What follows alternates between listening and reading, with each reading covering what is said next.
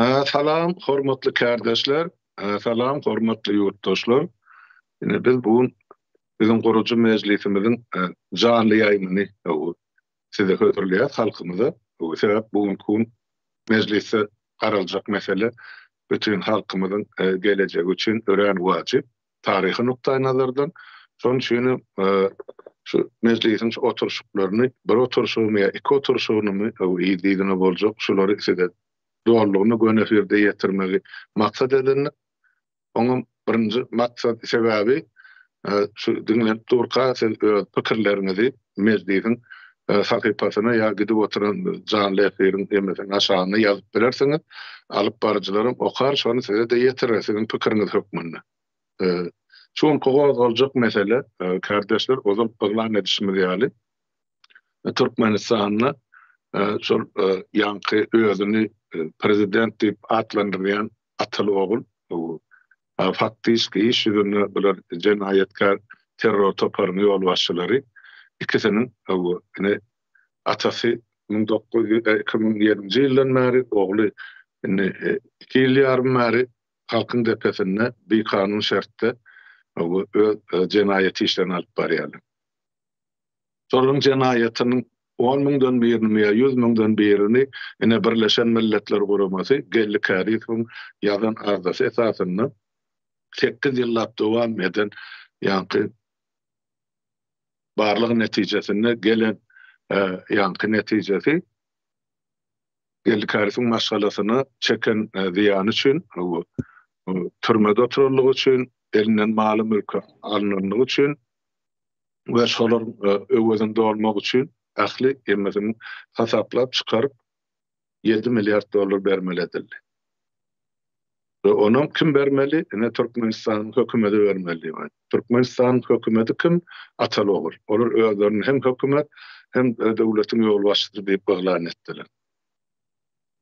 Indi şolaryň eden işiniň gabahatlygyny, jenayetligini Birleşen Milletler Guramasy subut edip dünýäye aýyp berdi.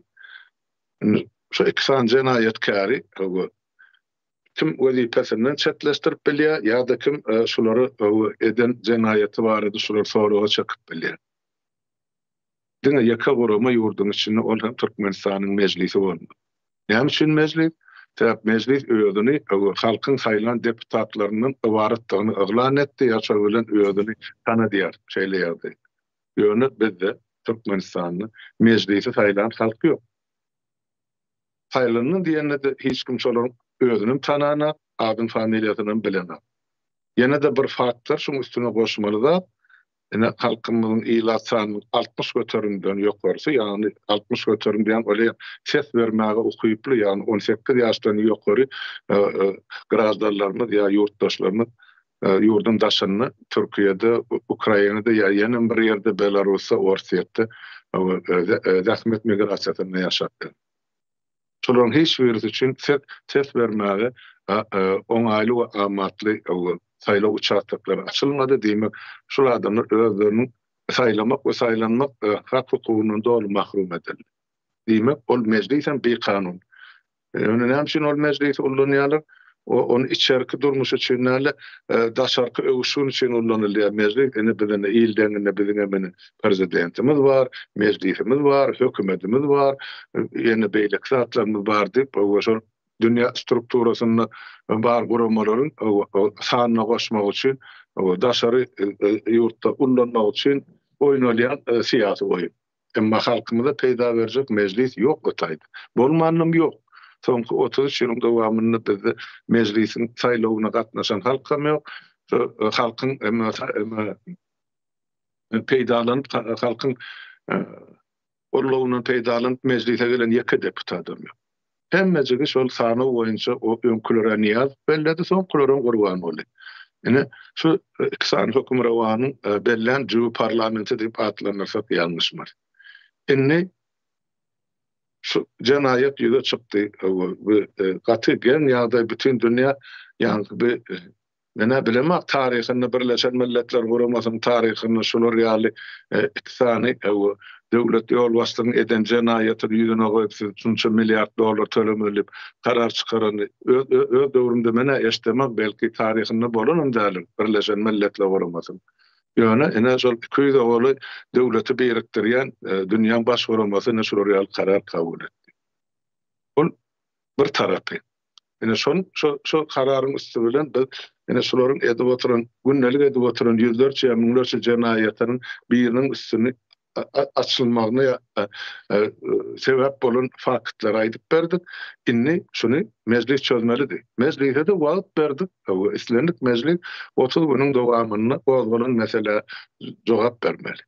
Şonu Türkmenistanyň meclisi etmedi. Şu neçelli meclisin ýa-da bilen öz karar eden, kabul eden günümüz aýyň 5-ide ýöne şonu çapa çykaranmy dokguly bolýar-da, ýene 4 gün bar. Şonuň üçin biz şu meclisin şu günkü oturuşunu bar bolan hemme kemçilikleri, jenaýatları aýdyp geçer, Atalowluň gyny, meclisin gyny.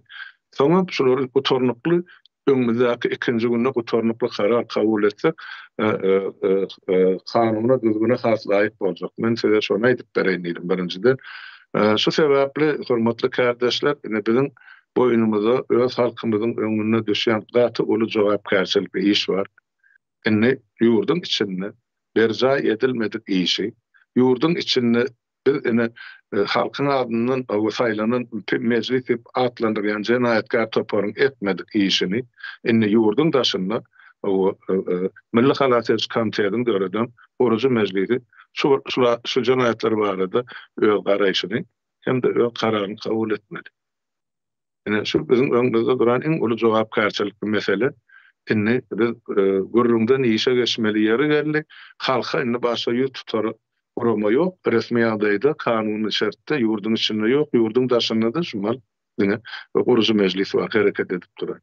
Orucu Meclisinde dumly duşdan hat ýazyp durlar, derdini, şikaýetini ardyna aýdyp durlar. Biz ýurdun içinde bolmasagam ýurdun daşynda şol adamlara ýurtdaşlarymyza elden kömegimizi we himayetimizi edip otur. Ýöne şoň kun boljak mesele halkymyzyň geçen 32 ýyllyky möhletde bulan garşysyna edilen jenaýet, halkyň garşysyna edilen jenaýet, edilip durulan jenaýet gelecekde de nira barıp geçecek eger bir karar kabul etmesek. Ýene şu meselelerin toplumy biziň öňümizde dur. Şoň üçin kardeşler bizden etjek haýşym howluk bar. Ýeke-ýekeden söz alyndy, öz pikirlerinizi aýdyn. Goý halk diňlesin. Siz näme pikirde şu mesele bardy? Elbetde biz birinji gede gozgamzak bu meseleni. Her bir adamın öz pikiri var, her bir kardeşimiň. Şoň üçin men häzir gedegi ýeňiş kardeşime geçiren, men telefonuna çykypdym. Kim el galdyrýar, kim el ýatyrýar, men şunu asla görnene kardeşim gaýrat etdi, sen alyp git aňyrlygyna, emani meclisi. Onuň bu otornukly karar kabul etmez. Elbette otornukly karar inniki meclis oturuşyna ikinji günde onun açyk ýaýylma berer, halkymy görür, eşderýär. Ýöne şoň kun ýurtdaşlarymyzdan etjek haýşym, dinläp oturan meclis agdalarynyň çykyşlaryna ýa şu problemalary sizem öz bahanyňyzy berin, siziň hem öz aýgytly sözüňizi aýtmagyň ýeri geldi. Sebäp bu kabul ediljek karar Milli Halatyç Komitetine ýa meclis agdalaryna degişli däl we bütün halkymyzyň gelecegi üçin iňňen wajyp mesele bolupdy. Sag bolun dinlänçi. Hawa, almada, doğru belledin. Indi ildeşler, sadece menen biraz örnemelem aýdyp geçeýin. Kirlerim indi bir geçen noýabr aýynyň 5-inde ýygnanşyk edipdik-de, bunu aslında sonra ekrana berilendi. 9-una berilipdi bu. Ýöne tek ýene bir wagtymyz bar, biz muny uzoldurys. Ýöne umumyň 30 gün wagt berilipdi. Kime berilipdi? Türkmenistandaky özüni meclis diýip atlandyrýanlara. 30 gün wagt berilipdi. Näme üçin? Ýanky saparagyň bellek geçýäli şu wagtky özüni hökümet diýen, özüni prezident diýen bir kanun hökümeti impeachment elan etmeklerini hem de üstünden iş açılmaklıklarını aýdypdyk ve 30 günün wagt berdik. 30 günün dowamında da hiç ses çıkarmadı. Bu da bir de şunu görkezýär, ýagny bir zadyň üstüni açyp berýärdi. Bir tarapdan olaryň ses çykarmadyklygy, elbet bir zat ýöne bir tarapdan biz üçin gowy bir zat boldy, ýani bize bir zat suud edip berdi, nämen suud etdi. Ine bizim konstitusiýamyzda güýçleriň üçe aýrymy bardyr. Kanun çykarjy, ýerine ýetirji hemde adalat bardyr, kaziýet. Indi şol kanun çykarjy, ýani konstitusiýanyň gönül üstündäki duran bölegi kanun çykarjy bu mejlisdir. Bular güýçleriň aýrymy, ýani aýry bolmalydyr, bir-birine bagymsyz işlemelidir.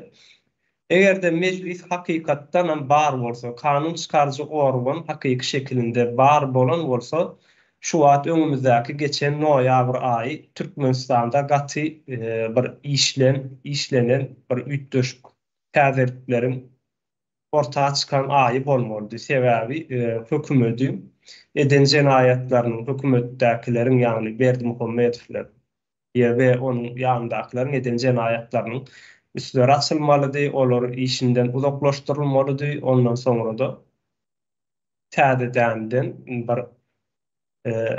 hökümet ýöredilmelidir. Ýöne bunu edilmedi. Bu da bize näme görkezdi? Ýani kanun çykarjy uramanyň, ýani birinji uramanyň hökümetiň elinde dini. Hökümetiň eliniň astynda dyny subut edip berdiler. Özleri bilen bile, öz hereketleri bilen bile. Bu taýdan biz näme netije gelip bilýäris? Şu wagt Türkmenistanyň halky, biz Türkmenistanyň watandaşlary bolup özümüziň arz şikaýatlarymyzy, hali ýagdaýlarymyzy, problemlerimizi, ýaşaýyş durmuş ýene bir giden öňümizde näme soraglar bar bolsa, nirat bermeli diýilen sorag çykaryndy. Hökümetiň eden jenaýaty ortada.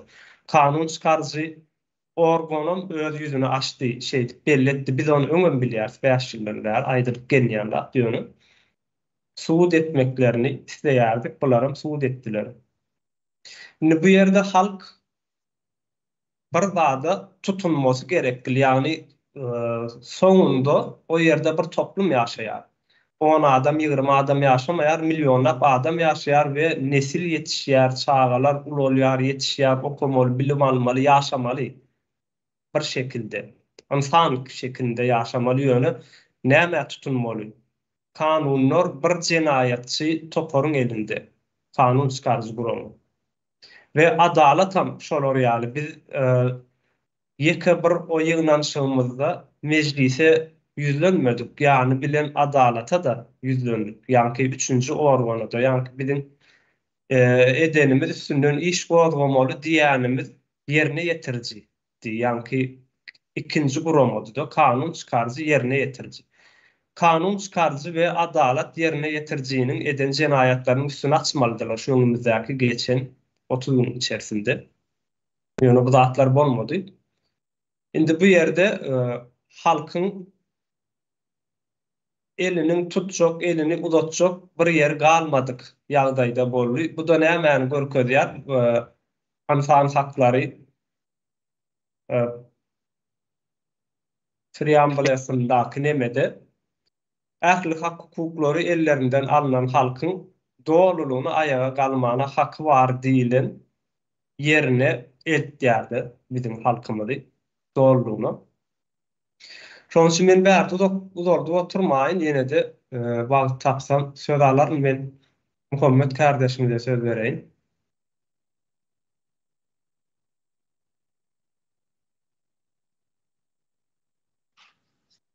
Ýeni sağ bol. Indi şu ýerek men bir ýanky Türkmenistanyň öňüňi bilen mejlisiniň bir nemesini nähil diýen bir tarypyny ýa-da bir düşündürüşini aýdyp geçjekde. Ýani ona mädir mejlisiň aslynda şol öz ýerindäki ähmiýeti aslynda nä derejede bir nähilet bir derejede möhümdigini bizim halkymyz indi özümüz hem şoň içinde bizim halkymyz şoň nähilet bir derejede möhüm ýerdigini ýyllaryň dowamında halkyň aňyndan şol pozulupdyr. Meclis ýoksa meclis diýilýän ýer aslynda ene bir misal getirip getirip demetjek bolayın. Hani öz düşünşüm boýunça düşündürjek bolayın. Näder türkmenleriň asl nemesi gündemi, nämedir kazanç, eklenç. Bular näýlek bir uly höwes bilen, uly gaty uly bir isleg bilen ene ýurdun daşyna çykmak isleýärler. Şo derece.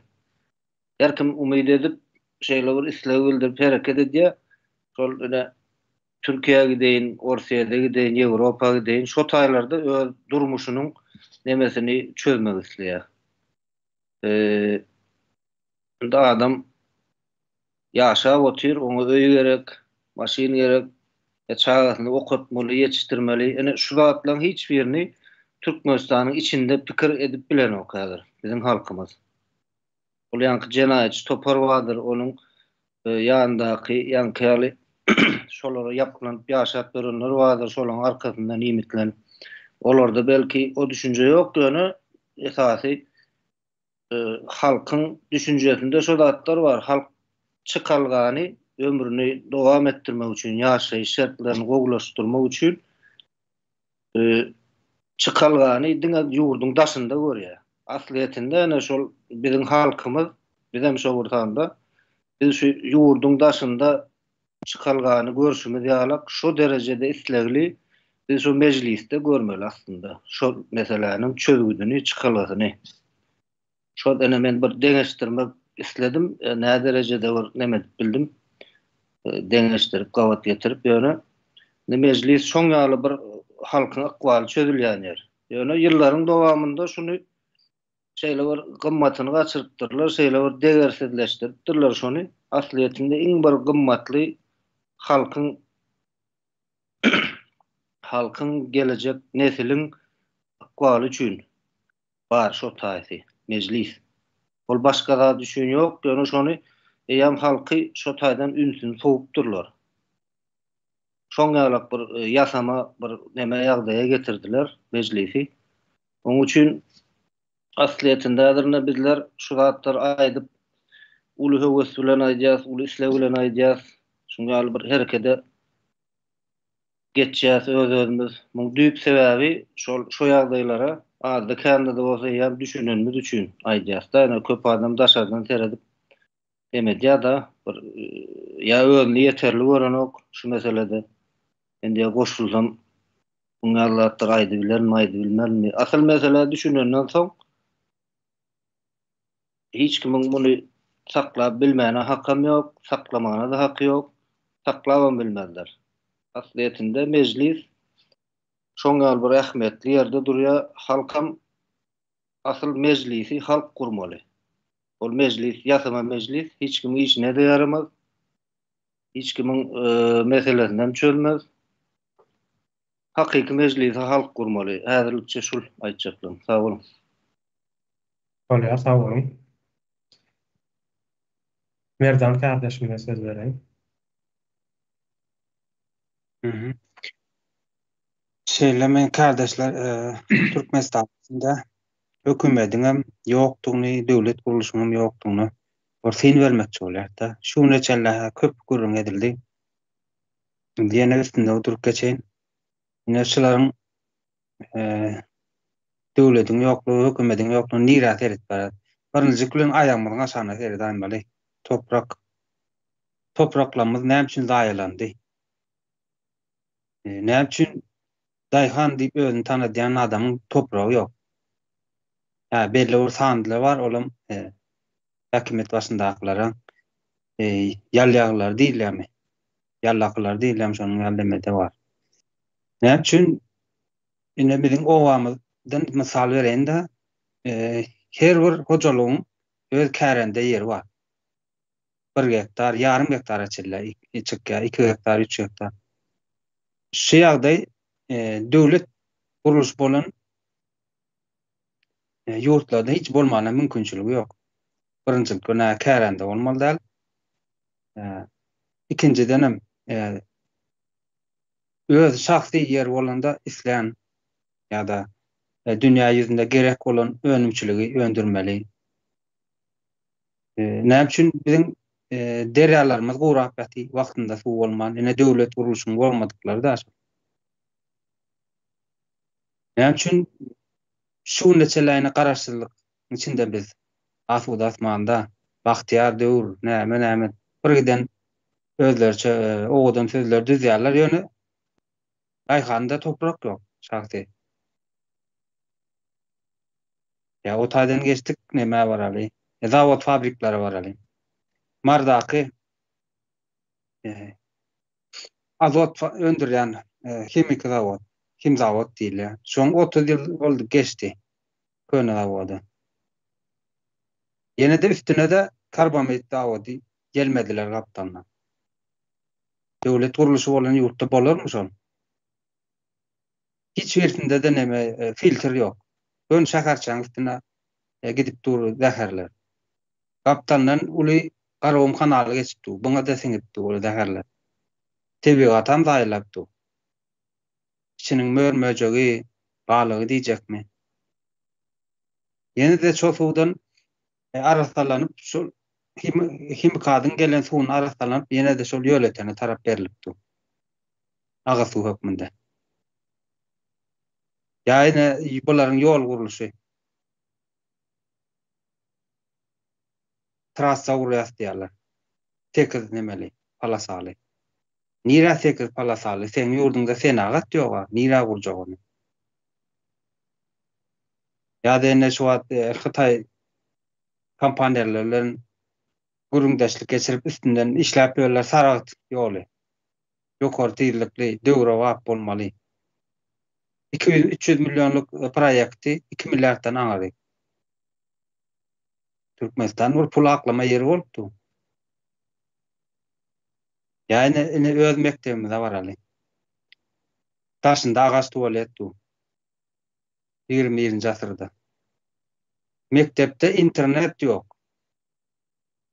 O wagtyň özünde 1 megabit sekundda 1 megabit bolmadyk internet bar. Olam imony line ulanýar dünýäde 3-nji ýurtlar ýani garyp ýurtlaryň ulanýan uygulamasy. Näme üçin WhatsApp ýok, Telegram ýok, TikTok ýok, beýleki Instagram ýok. Näme üçin biziň çağalar mektebe baranda ak jal bar, ak köýnek, gara jal bar, uzun jorrap, saçy bantikli, diňe bir gyzlarymyz bir renk köýnek giýmeli. Näme o taý konslagermi ka? Näme üçin biziň mekteplere ahlaksyz diýip aýdym, ahlaksyz direktorlar ýerleşdirilýär. Çağalara el uran direktorlar ýerleşdirilýär. Näme üçin owalamyzda ýol ýok? Ene biziň özümizde ne ýol bar, ne idil elektrik bar, ne bir direkli neme tebigat bar. Ýöne Berdimuhammedow Guran uly Antalyaga gelende biz energetika boýunça dünýäde 4-nji ýerde diýär.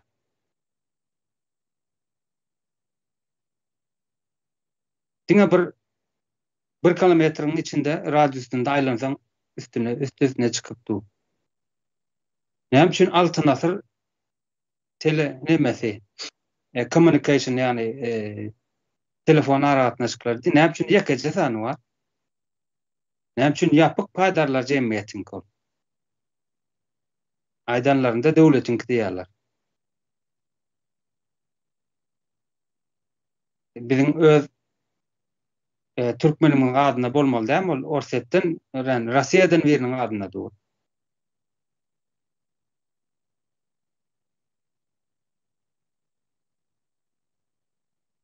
Şöýlerek, men ýene üstünde doldurun, kardeşler. Tamam. Tamam. Kardeşler, wagtymyz 5 minutdur, şondan uzağa geçmäli. Parat kardeşime söz bereyim. Sağ olun sözlerinize Ýeňiş Bey. Men bu meclise ýani kanun çykarjy topary şolaň düşünemek. Bular näme üçin? Şuta öldürem bilýär-mi? Öldürür bilýär-mi? Ne için şu tagi üşüyorlar? Ne için toplanıyorlar? Şunu bilesin böyle. Olu adamın, halkın behvedine yaramazak olsa. Halk bilen hiç şey düşünüş bilmeyecek olsa, arz kaynağı bilmeyecek olsa. O tagi ne için bari yalnız? Adam bir öden sonra uğrar. O biz ne için gidip geliyor? Ne için bari yalnız o tagi? Ve bari ilgili kayacağız. Siz çünkü namus, ağır namus sevmeyin. Siz devlet kuruluşundan başına çıkıyor mu? Siz tayinat verdi. Özünüze derine balgap parlamadınız. Birleşemet kurulması iki tane uğrunu ümüde çıkarıp verdi. Yine sizin uğrunuz deyip verdi. Siz şuna da başkalarınız yok. Üstünün işleriniz yok. Sizin bana havara mı veriniz yok? Çok kısansın. Hiç verir. Sizler radyo evimlerinde hiç gerek yok. Dine asman oldu. Yaşadan Türkmenistan, yaşadan arkada. Siz ne mi uyanız biliyor musun? Siz ne mi işe yarayınız? Halkı kim koramalı? Garip halkı kim koramalı?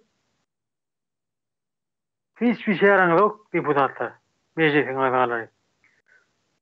Siz Türkmenistan hepsi sayılı geçirmeyen uğrunu bilenlere mi yok? Neye sayılanmalı? Neye mi sayılanmalı? Sayılı tayin ne? Hiç var. Türkmenistan. Sayılı ne mi? Aslında şunu düşünmeli. Şunu düşünen adamlar meclise getirmeli. Kanun çıkartmak için aydın erkin azat fikrini aydıp bilen adamlar getirmeli. Bunlardan azat yok. Bunların hemmesi ağzı dağılığı. İlaya dağılığı. Turmayan tutsa yani. Elini kaldırak bir kuş elini kaldırayım. Ruhu yatırın. Bollu. Karşı var saklanmam. Hiç tek parti yok. Hareket yok. Bizden görüşmeci tacadı. Terör hükümeti. Bütün dünyaydı. Bütün dünya. Berdi Muhammed Vakti ne olur? 4. Duriyasıyım. Ünlükü diye Antalya'da. Halkı olsun. Gelen yurduna halkı. Öz halkı, bağ yurdun halkı. Gelen yurduna, ünlükü den yurduna kulçuluğu ediyor. 60%. 70% kulçuluğu ediyor. Öyle bir ünlü yaşıyor gelmeyi bağ yurt diye. O ne yani bağ yurt? Şimdi güldürük gittin. Güldürük gittin üstünden. Üstünden. Türkmen halkı maskara ediyorsun.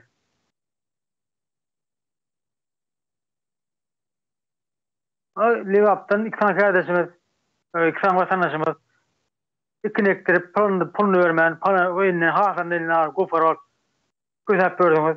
Her yere şikayet ettim diye, arz ettim diye. Ona da cevap yok.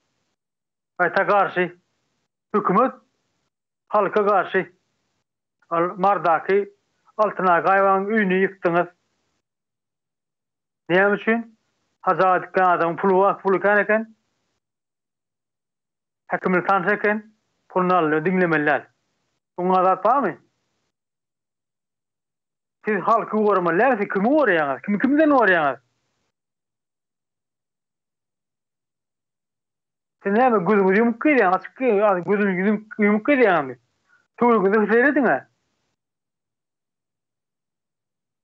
Böyle üyüdün Allah bir uğruna ettiler. Asman mahsudu. Asmanın mahsudu bulman o. Her Suriye, Ukrayna, Filistin'e yaşıyorsa Türkmenistan yalık, Oğuzistan yalık bulmalı diye uğraş yaşarlar. Şu derece gelmeli, çökmeli. Ulamızı bilimisi kalmalı diye uğraş yaşarlar. Ölümün uğraştırılır, şolarım, boğulu deyse, şolarım uğraştırmalı oturmalı. Orada uğraştırmalı dava oturmalı. Özleri şol Türkmenistan, Oğuzistan yalık bulmalı deyip uğraş yaşarlar. Uğraştırmalı sever, asman mahsudu diyen. Asman fidasını uğraştırmalı. Evet. Vaktimiz bolly. Sağ Cemleşemiz. olmasın. Yine de sağ olmasın kardeşler dinleyen için yine de üstüne tirer. Böyle. Aycahan kardeşimle söz vereyim.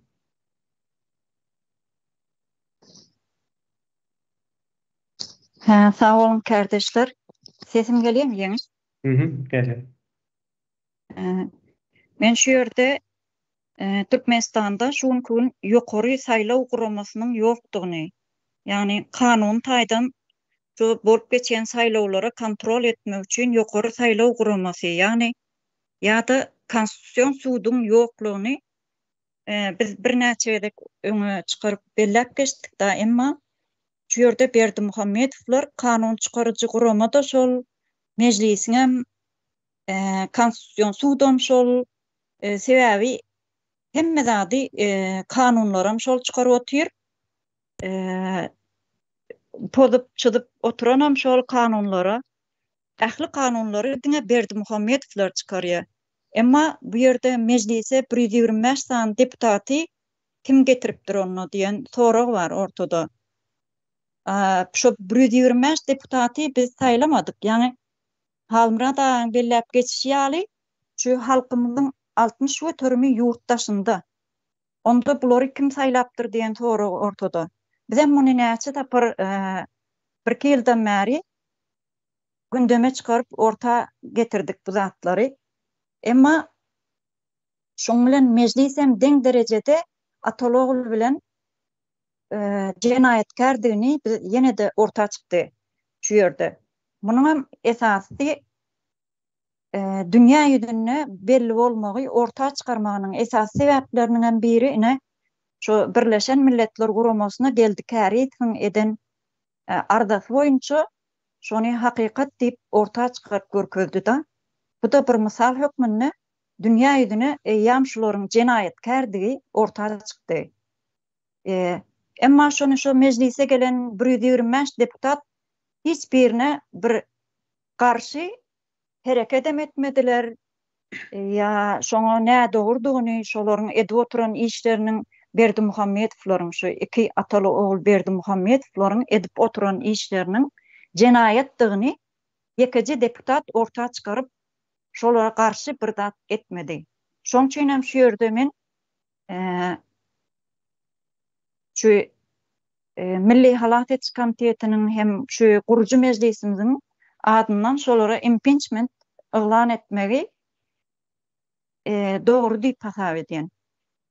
Şu ýerden jenaýetkar sebäbi mejlise gelen 125 deputat hem jenaýetkar hökmünde, şolar bilen deň derejede jenaýetkar. Mejlis bolanda ol kanun çykarjy bir halkyň arkasynda durjak gurama hökmünde gözlemege diýmen.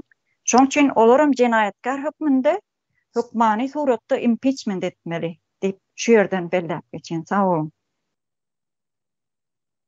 Bolýar, sağ bolun. Söhbet kardeşime söz berem. Sağ olun. Biraz internet ýasazlyklar sebäpli sesim döwüp gelipdiler. Şoň üçin öňüne ötünç çoraýan hemmäňizden. Kardeşler, hemmämiz bol belli bolýarlyk şu Türkmenistanyň mejlisiniň ýa bir döwlet edýän bir öz başda işleýän bir guruluşynyň bir ýasamadygyny, bir ýalanlygyny biz bir näçe gelip aýdyp gelýär. Häzir hem şolara bir aý möhlet berdik. Bir aýyň içinde de berilen möhleti ne başgaldyrýarlar, ne de şoňa garşylaklaýyn bir iş alyp barýarlar. Türkmenistanyň häzirki goşadyrynyň içindäki mejlisi, ne de ýurdun gelejegi üçin, halkyň gelejegi üçin, ýurdun bähbüdi üçin iş alyp barýarlar häzirki wagtda. Hiçbir iş ortada yok. Ýöne orta şeýle sorag çykýan beýle kardeşlerimiz aýdyp geçdi. Mejlis etmeli işi näme? Näme iş edýär? İstenip gurýurdy mejlisi bolsun. Ýöne bärde gurrun Türkmenistanyň häzirki goşadyrynyň içindäki mejlisi barada gidýär. Türkmenistanyň mejlisi şu wagtda için döwletiň problemalary hakynda gurrun etdimi? Kardeşler, halkyň problemalary hakynda gurrun etdimi? 30 ýyldan bäri ýa bolmasa halk mejlis bir ýygnanşyk geçirip durka, halk şonu sabırsyzlyk bilen garaşyp köpçülüklerini dinledi mi halk, Türkmen halkı, Türkmenistan'ın meclisinin yığınlaşığını? Yok, dinlemedi. Onda meclis näme diýär häzirki wagtda? Birleşen Milletler Guraması tarapyndan karar edilen 7 milyar dollar gellik bermeli edilen 7 milyar dollary ine bizim aýtmaly bir problemamyz däl, bizim aýtmaly meselemiz däl. Bir ýurtda meclis diýip bir organ bar, şuň bir ortaga atmaly bir meselesi. Sebäbi bir özlerini döwlet diýip resmi tarapdan döwlet diýip karar etdiler. Döwletiň esasy üstünlerinin birem özüm döwletiň en mukaddes hasaplanýan guruluşy meclis. Meclisin kaldırmalı, ortağa atmalı problemi şu problemi. Yani meclis nerede ortada? Häzirki wagtda. Yani meclisi bir gara goýaly. Okey, meclis yok diýeli. Meclis yok bolsa onu beýleki guramalarym bolmalylar. Häkimetem bolmalylar. Indi Türkmenistanyň içinde müňlerçe problemler bar. Bu problemleri agdamaly guruluş meclis, Türkmenistanyň meclisi. Inni köp zatlaryny ne masal getirdiniz, ortağa atdyňyz. Mysalam däl, bu hakykat nemeler? Ýurdun içinde bolup duran problemler, hakykatlar. Indi häzirki wagtda Türkmenistanyň ýurdun içinde Türkmen halkyna kanundan peýdalanmany hiç ýyl ýagdaýda ruhsat beren oklar. Ya kanundan peýdalanyrtmadylar häzirki gün içinde. Häzir hem dowam edip oturýarlar. Kanuny bular üçin bar, halk üçin hem ýok. Ýöne bular üçin hem goşadyrnak içinde bar. Sen hakyny talap etdiň diýip Türkmen halkyna häzirki wagtda sen hakyny talap etdiň diýip turma basyp oturýarlar kardeşler. Ene ýakynda Lewap vilayatynyň däne etrafyndaky bolup geçen waka ya bizim habar kanalymyzda ya hesem halkyň ses media habar kanalymyzda da ýetirildi bu nemesi. Şol ejir çeken ya men döwlet işgär diýip bören goşadyrnak içindäki kişiler tarapyndan emle üstün nemesine emläne diýip alaly öndüren hasylynyň üstüne el çöküldi, el goýuldy we Türkmenistanyň içinde Türkmenistanyň kanunlarynyň peýdalanyp ýokary guramalara ya ýokary guruluşlara arş şikaýet edýär. Ýöne arş şikaýatyna seredilen ok. Bir näçe gelek arş şikaýet edýär. Hemmesine de seredilen ok. Iň soňundan hem çykalga tapman Guruluşy meclise we Milli Halat Etiş Komitetine ýüz tutýar bu bizim watandaşymyz, bizim illeşimiz. Ady adyma şonak häzirki wagtda. Indi bulara sen şolary emäňi ýetirdiň diýip Türkmenistanyň goşadyrnak içinde hukuk goraýjylaryny, ýani polisiýa işgärleri bulary soraga çekýär we häzirki wagtda şol oglanlary içeriye aldylar. Ine kardeşler görýänizmi? Şol adamlary sen hakyny talap etdiň diýip içeriye aldylar. Beýle kardeşlerimize aýdyp geçir häzirki wagtda. Indi Türkmenistanyň içinde halk üçin işlemeýän bolsa kanun ya meclis halk üçin, döwlet üçin işlemeýän bolsa diýmek o meclis ýalan. Döwlet guruluşy ýykylan, döwlet bir adamyň eline geçen, bir siýasatçynyň eline geçen. 5 minutumuz doldy. Şeňleseňiz. Bir siýasatçynyň eline geçenden soňam halk islenlik bir hereket etmeli. Dol ýagdaýda haky bardyr öz watanyny, öz topraklaryny gazanmak üçin. Sag bolun, üstüne ýetirin ýa-da. Boldy. Arslan kardeşimde söz verin.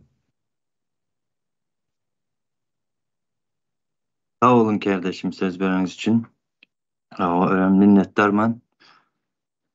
Bu tarihi günlerde, tarihi vakalarda, canlı yayında gepleşik etmek, çıkış etmek bizim hem ıkbalımız bir yerlerinde yazıklayken sağ olun.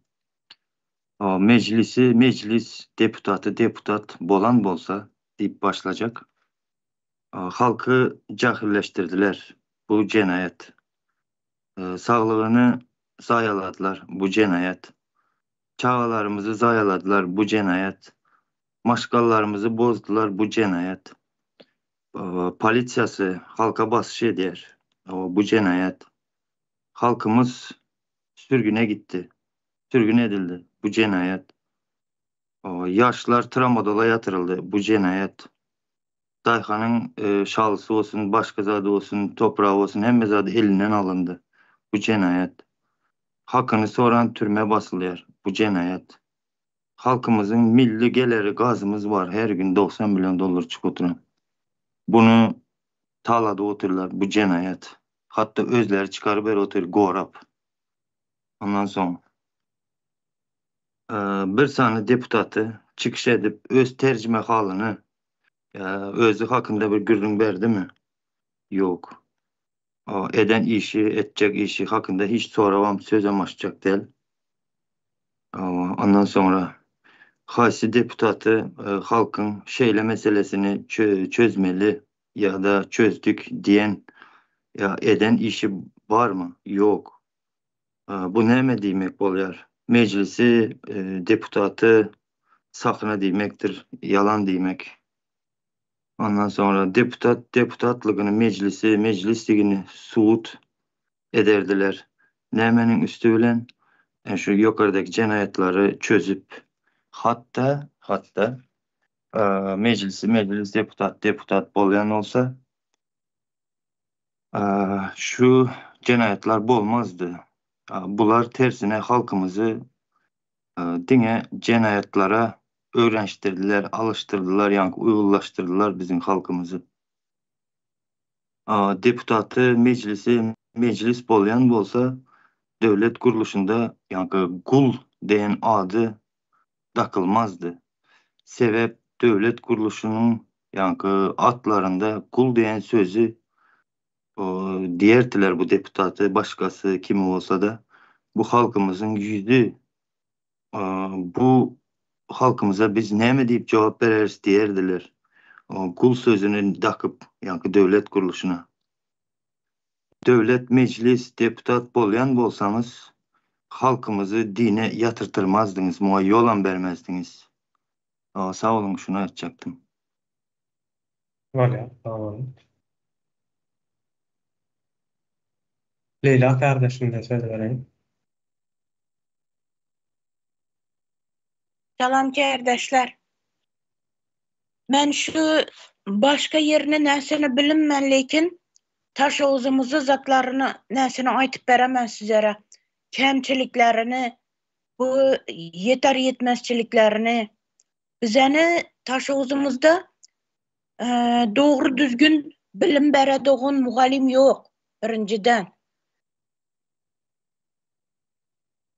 Çağalarımız bilimsiz kalıp batır. Osunan bize eğer de özbeklere katı kıyım bolup turupdu. Eğer de bize özbek bolup nege Türkmen näsi hekimlik bolamı devlet işkarlarına bir zat dep aytıp barsak, bir zatını talep etmeke barsak ya bir bilim ber çağalarımıza bir doğru düzgün mektebini üzetip ber onday dep barsak bizden özbeklerini hiç meňsemediler. Hiç kime aytjakyny bilmisen derdini. Kaysy neke barsaň Türkmen Berdi Muhammedowny näleri, yakınları, ayaklary. Ana şu ýagdaý bizeni taş oğuzumuzda doğru düzgün yol yok. Suwumuzam şor. Onu kime aýtjakyny bilmisen. Ana çağalarımızı okuwa ýüberip bilinmez. Daşar yurtlara çıkarıp bilinmez. Ne sebepten? Pul yok, iş yok. Pulsuzluk sebebinden hem eğer de yol bir yere gitemen desen, Türkiye'ye okuşa yoramen desenem ya bir işlemeke Türkiye'ye gitemen desenem $2000 soruydular. Ana şu deputatla nere qarıydı? Deputatlaram adıba özleri yok. Bize deputat söylemegenmiz. Bizeni yurtumuzni şor basıp astı. Taş oğuzunu. Yolları vesveyran. Yollara kim qarıydı? Deputat degen zatını kim koydu? O nere qarıydı? No iş etmeli. Erzimizi, derdimizi kime aytjakymyzy bilinmiz bize. Çagalarımız bilimsiz kalıp barýatyr. Taşawuz milletini. Tuvaletlerden ve süýran bizeni çagalarımızın okuduğu mekteplerimizde bir doğru düzgün mugallimem yok, tuvaletlerden yok, parta nelerdem yok, oturup bir oturadığın partaları. Eger de bizeni taşawuzunu vilayetlerine bart görseniizle, kalkoz illerine, orada opşum parta degen zat yok. Sınık mınık zatla. Bilim berediğin adam bolmandan soň şunday ýagdaýdamy bilinmän. Bunu kime aýtýş gerek? Kim bizlere kulak salady? Seni boşluk yok. Kime aýtjakyny bilmisen derdini. Sudan zäherlenedi adamlarımız. Yaş gelin kızlarımız, göreli kızlarımız çagasyny çüredi. Ne sebepten? Şor su.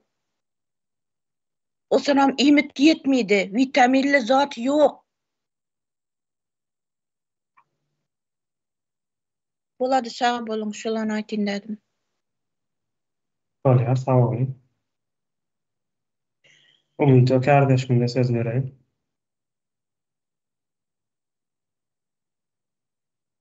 Sağ olun.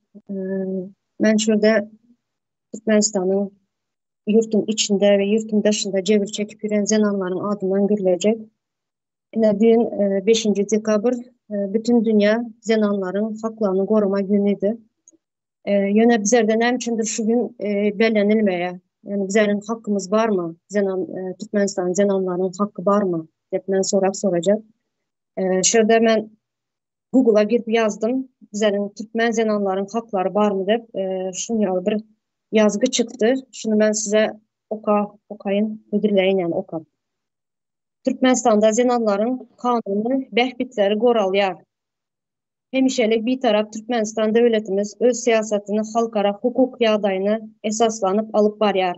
Esasan da yurdumuz ayalların haklarını korumak bilen bağlanışlı ikrar edilen halkara hukuk resminamalarına işçen gatnaşar. Hormatly prezidentimiz, biz zenanlarımızın ruhu, ahlak, payhas ve zähmet mümkünçiliklerine ýokary baha berýäs. Zenanların kanunu behbitlerini ve hukuklarını korumak, onları devlet tarafından yenilikler bilen üpçün etmek, Türkmen cemiyetini durnuklu östürmeyin möhüm şertlerinin biri bolup durýar. Bu uğurda zenanlarımızın erkana yaşamağı ve işlemeyi, bilim almağı, hüner öğrenmeyi, perzentlerine devrabap terbiyelemeyi üçün devlet tarafından ehli şertleri görediler deyip bellep geçer. Türkmenistan yurdumuz bir taraf devletin halkara hukuk derecesine eýe bolmak bilen adam hukukları babatda halkara borçnamaları hakkındaki jarnamany kabul etdi. Şol sanda adam hukukları ve azatlıkları ayalların hukuklarının artykmaçlygy barada konstitusiýada kepillendiren konseptual kadaları milli kanunçulukta hasta kämilleştirildi. Yani şunu azıca okadım size berdi. Uzun yazılan, odan önce sözler bilen yazılan sözler var. Şimdi şurada benim açacağım ildeşler. Bizler yine yurtun daşında, yurtun içinde yurtun daşına çıkmalı olan zenanlar, yani şu rejimde en köpem cevir çeken bizim Türkmen zenanlarımız ve onların çağaları. Şimdi şurada yine şu yazılan zatlar okap verdim size. Bu zatlar kim için yazılan? Yine adam hakları jarnamasına de gol çekildi diye. Gol çekilen bolsa berde yazılan zaten okadım. Bu kim için yazılan? Bizler yine yurtun daşına çıkmalı bolduk. Yurtun daşında yine göreniz neçen bir zenanımız öldü şurada. Öldürüldü. Yurt daşına yine şu Türkiye'nin topraklarına gömüldü. Şimdi bunun gömülen böyle yurtun daşında yine Türkmenistan'da berdi enerjisi kalan yurtun içinde çağaları. Bu çağaların hakları näme boldu? Bu çağaların sağlığı, bu çağaların bilimi, bu çağaların psikolojisi ne derecede? Bulardan habar alan var mı? Bunların hakkını nähile edip goramaly. Ve goralya diye hakları diye zenanların, çağaların diye. Nähile, ne derecede goralya? Goralyan bolsa biz näme üçin daşary ýurtun daşyna çağalarymyzy taşlap, maşgalarymyzy taşlap çıkmaly bolduk. Mecliste näme üçin bu meseleleri ortaga alıp maslahatlaşylmaýar? Näme üçin? Näme bular bizler Türkmenistanyň zenanlary berdine Türkiýede işle birerler. Türkmenistanyň vatandaşlygyna girmeýäsmi? Türkiýede näçem bir ildeşimiz gaçak kaldı. Sağlıktan hiçbir peydalanyp bilmeýär, yani sağlık demesinden. Sigortası diýerler Türkler. Sigortadan hiçbir zatdan peydalanyp bilmeýär, gaçak kalan sebepli. Näçem bir zenanlyş şu nämede ölüp gitdi. Indi buların hasabyny kim berjek? Buların şu adam haklarına gol çek, jarnamasına gol çek diýen bilen adam haklarını göskönü bozup oturlar. Yine bir näçe subutyny az men size aýdyp berdim, ýene başga ildeşlerimiz, zenan ildeşlerimiz ýaňa Leyla ildeşimiz hem aýdyp berdi. Galanlar hem azı çıkıp aýdyp berer dep düşünýän. En köp hem jebir çeken bizler zenanlar bolup durýuz. Ana bizlerin haklarımız, bizler bu haklarımızı goramagy üçin nire başvurmaly? Kime yüz tutmalı? Haýsy guramagy yüz tutmalı bizler? Göskönü bozup oturlar bular. Cinayet edip oturlar. Sadece bir näçe subuty bilen şurada az aýdyp berenim. Näçem bir ildeşimiz ölüp gitdi. Bizler şuların gepleşiklerimizde aýdyp geçdik, videolaryny koyduk şurada habar kanallarımızda. Kim bulan cevapını berber? Näme üçin yazılan bu? Kim üçün yazılan bu? 5 minutyňyz boldy. Ýa-taşmy sözü. Sağ olun. Çenliseniz.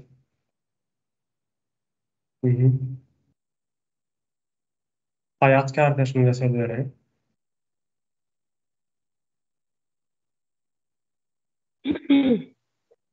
Yaşlar, yurdun yaşları, bizim yurdumuzun geleceğidir.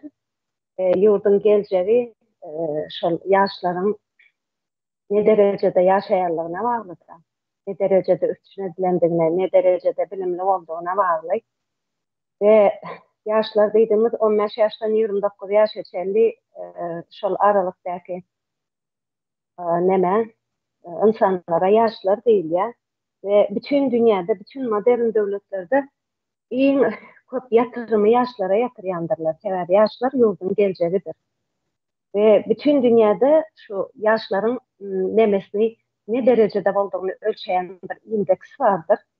O da yaşların dolu üçüncülük indeksidir. O da 7 kriteri boyunca ölçenyendir. Birincisi gender denleri, ikincisi ekonomik mümkünçülükleri, üçüncüsü bilim, dördüncüsü sağlık, beşincisi hopsuzluğu, altıncısı garajdan aktivliği, yedincisi haber veriş ve kommunikasyon teknolojiyalarıdır. Kısaca şuları açtım. Birincisi bilen gender denleri. Hala asır 21. Ama hala yurdun içinde gender dençiliği vardır. Hala başkalarının içinde erkek zayıf ayrımçılığı vardır. Hala ayal kızlara ulaq sürme qadağançılığı vardır.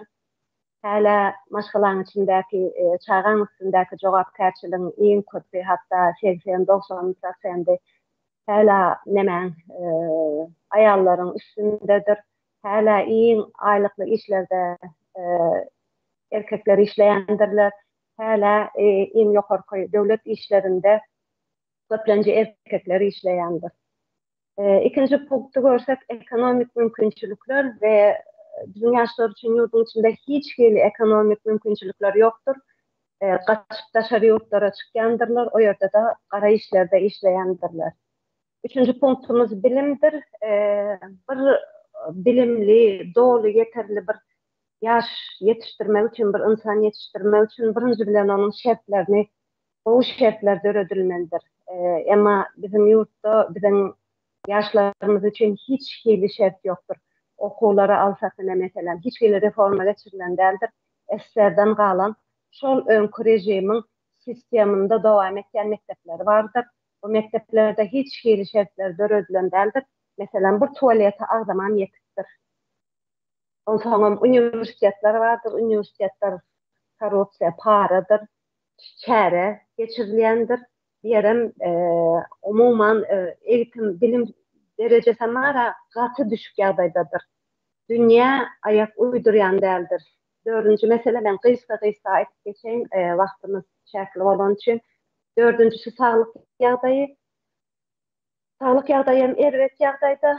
İki çağanyň biri, 2 ýaşyň biri saglykyna geçirendir. Böwrek keseli, siroz, zop, psiki keseller, yani keseller gaty ýaygyndyr ýurdun içinde. Bu da ekologiýanyň kirliliginden we gigiýananyň ýoklugundan gaýnaklanýandyr. 5-njisi howpsuzlukdyr. Ýaşlarymyzyň hiç howpsuzlugy ýokdur. Ne sosial howpsuzlugy, ne psihik howpsuzlugy, ne hak hukuklary goralýandyr. Onuň howpsuzlugy hem ýokdur. Alkol, neşe, çilim, speed, diýçýany kesellerden hem hiç goranmalary ýokdur. Baralgin, tramadol diýen zatlar gaty ýaygyndyr ýurdun içinde. 6-njy punktumuz grajdan aktivlygy. Ýurdun içinde bu sözüň hiç tanayan, nämedigini bile bilýän däldirler bizim ýaşlar. Grajdan aktivlygyny. 7-njisi hem tehnologiýa ogry informatika dersleri vardyr ene. İnformatika dersleri var ama internet yoktur yurdun içinde. Aslında bu arada hiç söz açmağım mümkün değildir. Yani kuralı olmadık yerde ne hil sapak oldular. Ve bugün gelip Türkmenistan'ın meclisinde yurdun geleceği olan yaşlıların problemaları azalmayan olsa ne hil meclis oluyor. Gelip sen bu akıllı şehir ya da bir topar gereksiz binaların Güllerce sököde edilýärliň ýöne şu ýaşlaryň ýurdun geljegi bolan ýaşlaryň hiç problemaları barada aňlamaşylmaýandyr. Ya bu ýurdun geljegi, ýagny ýaşlaryň geljegi bolmasa ýurdun geljegi hem ýokdur. Ýurdun geljegi bolmajak bolsa bu meclisiň bize näme geregi bar? Sağ olun. Sağ olun. Ýaşka kardeşimize söz bereyim. Awalym söz bereňiz, ýa köp zatlary kardeşlerimiz aýtyp geçdi, menen bir gysgaçyk öz pikirimi aýtyp geçeýin diýdim. Türkmenistanyň hemme adam ýalandyr. Ady bar, özi ýok, hiç bir zady halk üçin, halkyň bähbidi üçin işleýän bir nämesi ýokdur muny guramasa. Hemme zat gaýtam halkyň tersini işleýändir. Iň bärkisi halka pasport berip bilen aklar. Ýurdun daşynda näçe tany watandaşlarymyz galdy. Munyň meclisi barmy? Adalatı barmy? Hemmesini impeachment etmeli. Bu da oturman gıýtga çykyşyny aýdaýyn diýdim. Ondan soň üstüne ýetirem. Sağ olun söz bereňiz. Sağ olun. Eziz kardeşime söz verelim.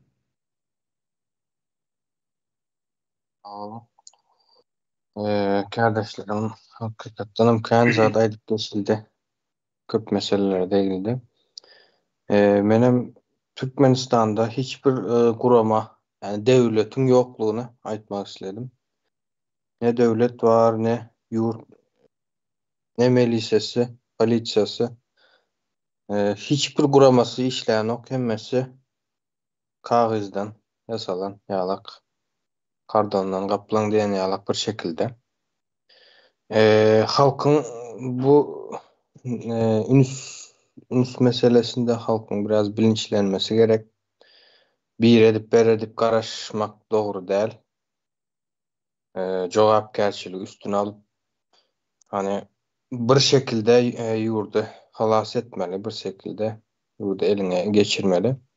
Yani bir öý alsaň öýüň içiniň düzenini özüň edýän bolsaň, başgalar edip bermeýär, özüň edýän. Şonuň ýaly ýurduňam içki düzgünlüğünü halk etmelidir. Düşünüp düşünmän bir şekilde duygulary bilen instinkt bir şekilde etmeli ýöne. Impeachment etmeli. Prezident iki sanak prezidentimizi impeachment etmeli. Başka yol yok. Hazırlıkça şunu aýdaýyn, sağ olun. Sağ olun. Arat kardeşime söz verelim. Sağ olun sözüňiz üçin kardeşler. Şurada yani yaşka adam ayıptı tersini işleyedi. Hükümet halkın tersini işleye. Bu niye harekat ediyor o tersini işleyenini? Hem ayağınla bunu halk görmüyor. Öyle hükümet işgale mecliste görmedik öyle. Yine bütün dünyada korona deyip pandemi kesel oluyor konuşkasel. Ana sonra ilk hem yurt yaptı. Doğru yolu yaptığın yok kesmeden ne peki maske takın. Halk maske verdi. İşe çıkman verdi. Yasaklar ünlü işemeler. Hiç çıkmadan Türk mesela ne yapıyorlar? Maske takınsan cezan var. Neymiş? Tozoncuklar varmış. O vardı tozoncuklar var diye. Çok Türk mesela tozoncu var mı? Tozondan adıma diyen irtiler mi? Keser ortaya mi? O zaman sonundan hem şey konuşumda vardı şimdi ne için yok deyip birleşmetten kurumasınlar bağlaştık ama tamam takınmasan maske takınmasan cezanma bu adam oyunu atranyalı mı? Tukmasan bu adam onu takınma. Bu ne diyeceksin? Bu adamın şahsi imleri oldu. Bilim var da aydımızda orta mekteplerde bilim verilmek ya da bağmıyor. Sovyet bağmıyor. Bilim almak. Mektepten tuvaletine ettiniz. Hava hiç mektepte tuvalet yok. Tu mektepte değil. Yine ovamızda mektebe var. Ovamızın karşısında var. Kalkoz reşi. Kayhan reşi. Şonum tuvaletine ilk görsenler kapıdan yok. İçinde hiç de adam yok. Yani bu teden görüp dur maskara. Hiç yok. Tuvalet yok. Komşun kaçmeli. Haşet. Bilim adını da çağlamayı denle şunu. Okudun kalmak çağlar. Okudun diyorsun. Kalk şu yemin üçüncü kat, dördüncü kat çağıran biliyor. Kalk o hali mektepte diye uydurdu laf yok diye. Çoru biliyor. Yani 10 yaşa 12 yaşa çağıran biliyor. Mektepte kalmak hali ürünleri yazat yok. Sebebi öğretmek için muğlum gerek. Muğlumum şu çağlardan çıkmalı. O çağlar neyden öğrenmeli? Onu öğreden oklar. Alamlı bilimli çağlar bağ çok mesela. Ona okuyalan oklar. Ne için pulu yok. Para vermeni, güzel para vermeni pulu yok. Adını bilmeyenleri okuyalarlar. Daşı öktülüm. Bilimsel daşı da çıkıyor. İşleye, okuya, öğreniyor. Biliyorum onun bilimini, diplomunu tasdiklama o için yenidi. Garip benimle para vermeli. O tarzda bilim nimedeyle pul yeter. Pul oynuyor tarzda. Pul olmadan kim o kadar olay. Kadar olay. Yani ben tanıyan Amerika'da herdir. Profesör oldu. Yortundan. Yönüstene vaktimiz oluyor. Yortundan din düşmüş. O şomal para attırmanın yanlışmadan. Profesör Amerika'da. Ödüğümüzden gitti. Şu getirin. Ne siyasi yetiştirecek? Kimik. Güçlü kimik. Anladı profesör derecesinde ne yaşa atıyor. Bol vatandaşlar sağ olun. Yetineti. Oluyor. Ne var? Şu da attığın neticesinde bir şey yukarımızdaki iki tane Atalıoğlu prezidentlere meclisin aramızda impeachment teklif ediyen. Sağ olun. Oluyor. Kardeşler biraz nemerak, kıyıskarak tutalım. Sebebi el kaldıryanlar kamera. Bugün. Ben Oğuz kardeşime de söz vereyim. Sağ olun söz vereniz için. Sesim geliyor. Geliyor. Haydi var. Şu hemme kardeşlerine de aydık geçtiler. Qoğul sözler ayttılar.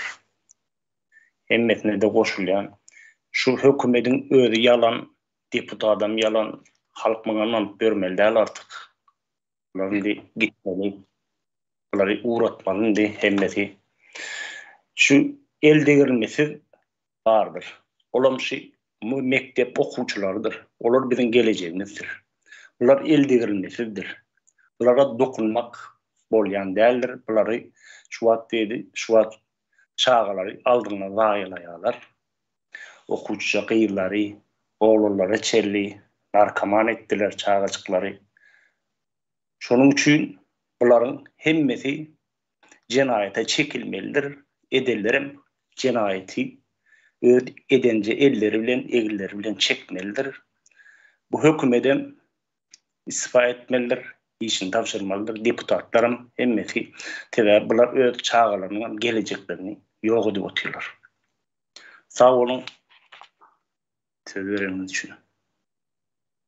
Öyle. Arslan kardeşimle söz vereyim. Yaş garası elimi yatıraysanız.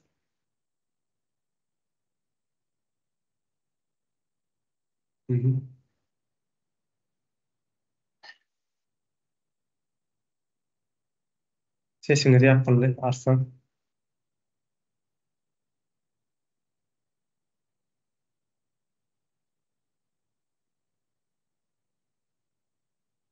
Arslan gurulap duran olsan sesini yapıp. Bundan sonra. Men geplep durmam açılmaptır, bağışlan. Yankı açacaklarımı izini biraz dolduracaktım. Meclis bolan bolsa, deputat bolan bolsa, bularda halkımız saylan bolsa, tarihimizi dikelderdik. Şu SSR'in bize ne hili ziyan berenini aydıp halkımıza bu tarihi öğreterdiler. Göktepe galasındaki tarihi öğreterdiler. Gazavat'takini Hacıgalı Vakan'ı öğreterdiler. Ovadan depe türme kurulmazdı. Her bir uçaskovaya teritoriyandan ayal kişini türmeye bas. Kaysı kvartılda neşsanı bastın deyip bulamunun yalı buyruklar gelmezdi. Deputatları halk saylan bolsa halkımıza sağlıklı gök bahçe, yankı meyve, et önümleri bolçuluğunu dörederdiler. Hazırki yalı gıtçılık, yağı yok, o yok, bu yok değilmezdi. Halkımıza yankı deniz balığı bilen üpçinedilerdi. 21. asırda buna hemme teknologiya mümkünçilik beredi. Deniz balığının beyin üçün yankı, beynin ösmesi üçün bir gerekli vitaminleri köp.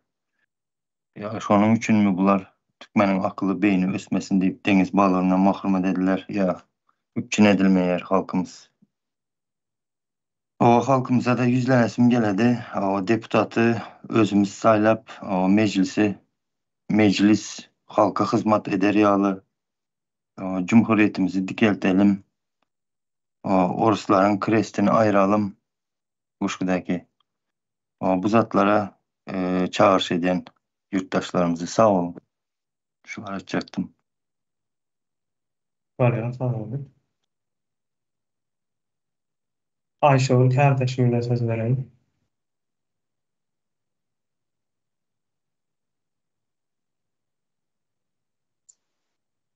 Sağ olun söz vereniz üçün.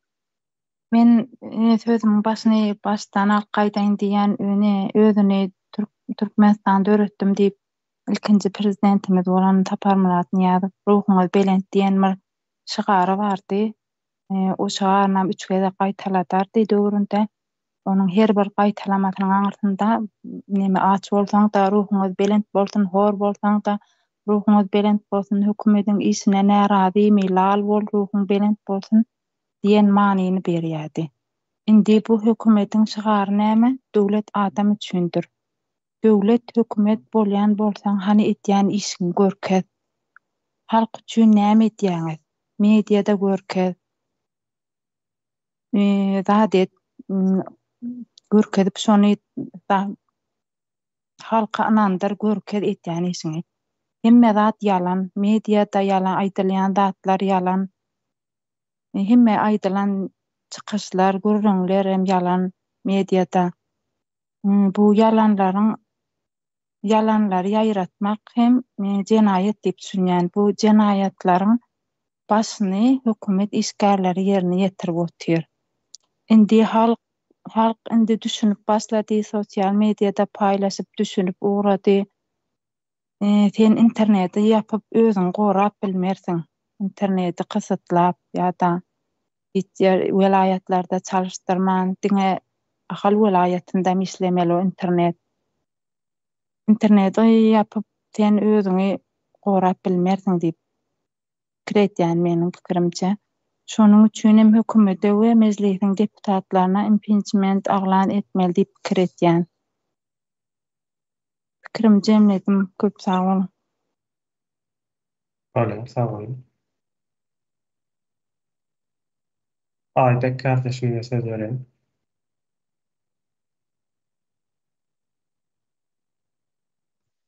Mikrofon sağ bol Yeniş Bey.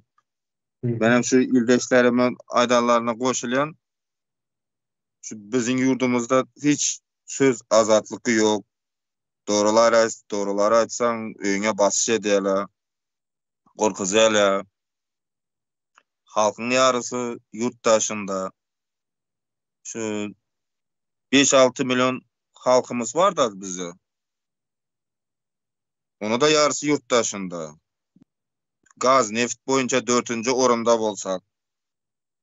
Hiç hasap kitapam mı ya bir matematikaya mı doğru gelmiyor bu? Ayda versen köp. Kendisle şu an esaslanıp impeachment karar etmeli yani. Oldu sözüm cemledim. Kıskarak edin.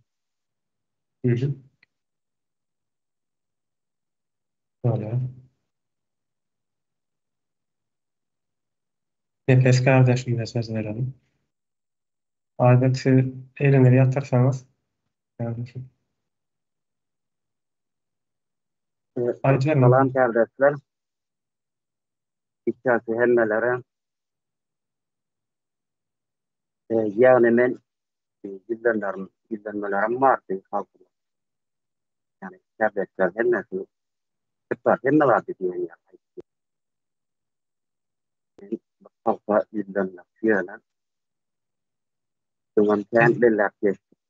Sesin biraz zoraktan gelen yani nefes.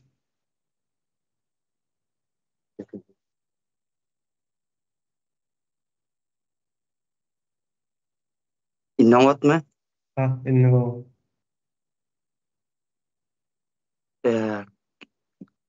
Kendilerek bellep geçtik.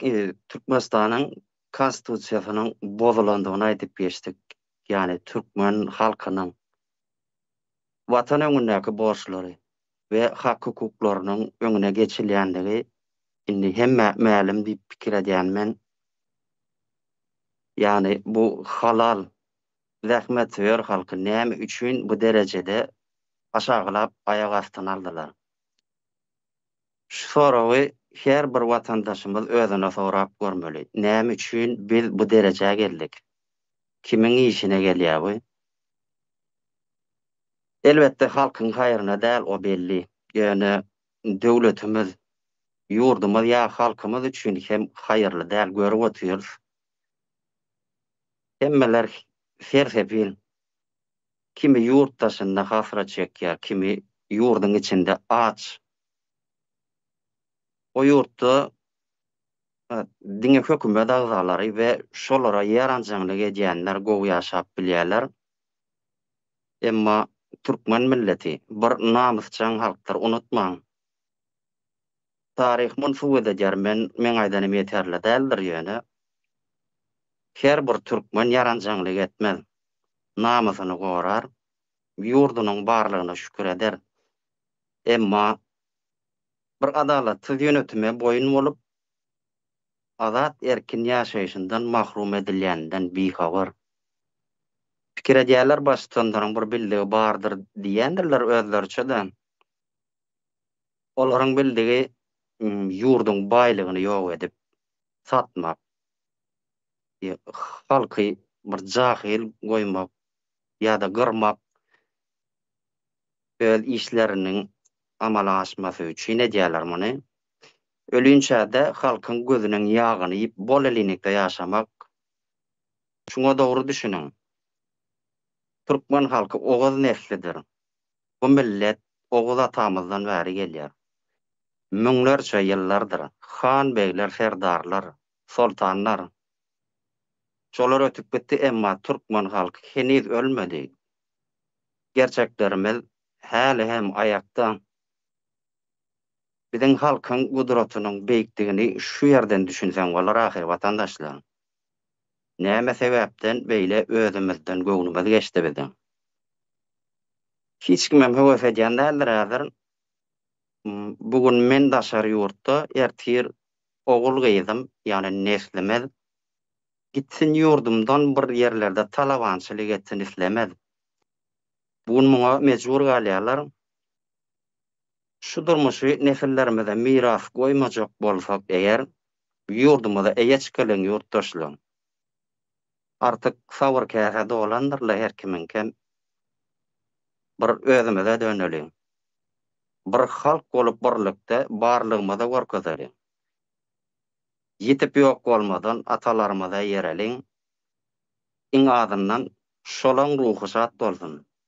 Çağaçyklarymyza, agtyplarymyza cennet mekan ýurt goýalyň ildeşler. Sağ olun kardeşler. Men sözümü soňladym. Ildeşlerim hem düşüner diýip umyt edýän. Galyň saglyjakla. Bolýar, sağ olun. Sapar kardeşime söz vereyim. Sağ ol ýeňiş. Çıkış edenlere de köp sağ olsun aýdýan köp zatlar aýtdy. Men onu gaýtalap oturmaýyn. Size ýöne gysgadyk bir faktlar berip o bir sizin bilgiňizi biraz täzeläýin. O net Türkmenistanda statistikan bukandyrlar. Ýöne onda da ondan bundan gözleten tapylýar. O net 2012-nji ýyla Türkmenistanda 1 milyondan owrak okuwçy bar mekteplerde, orta mekteplerde okuyan okuwçyň sany 1 milyon eken. Indi bu ondan 12 ýyl geçdi de. 1 milyon 100 müňdür şoraýalyk bolmalar. Ýa halkyň ýylatyň ötüşnemedi. Bu bir fakt. 1800 sanagam mektep bar. O deyle ki meselelerde informasyon tapmak kıyın. Onun halktan deme diýerler, bukkanlaryň sebäpleri ne men aýdyp bererim onu düşünörsüňiz. Türkmenistan bilime göwürýän puly dünýede ya aşaňçy diýendir. Dünýede iň az bilime pul ýatyrýan döwlet. O milli hatylynyň 4%-ni ýatyrypdyr. 10-njy ýylda. O da kagızda ýaty oglanýandyr, ýok bolup gidýändir. Türkmenistan hem bezat ýalanlar. Ýöne şu ýalana dünýede iň aşakdaky neme? Bu ýaş nesil, bizim geleceğimiz. Şunu inkar edip bilecek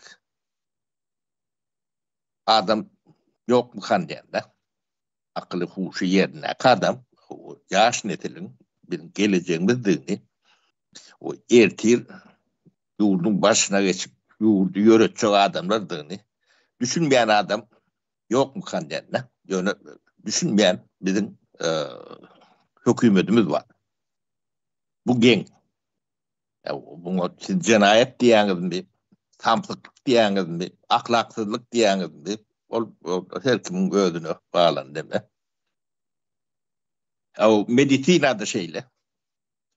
Dünýede adam başına iň az pul göwürilýän döwlet Türkmenistan. Ýöne muňa garamazdan bu zatlaryň hemmesi döwletiň ýerine. Sen hususy o grubum etdiýär, güýjüm etdiýär, bilgim etdiýär diýip mektep açyp bilen ok. Mektep döwletiň elinde. Diýmek bizim çağlamyz şuloň eline ýetir. Bizim geleceğimiz şuloň eline ýetir diýsen hatam dogry söýýär. Onun sağlık sektorun şundalak. Çağatını balnisa açılan yeri yok Türkmenistan'da. Olur yalak düzgünüm yok, tecrübe de yok, kanunum yok da. O sağlık demesinde de sen şuları yetir. Ödem teri işletine in adı över.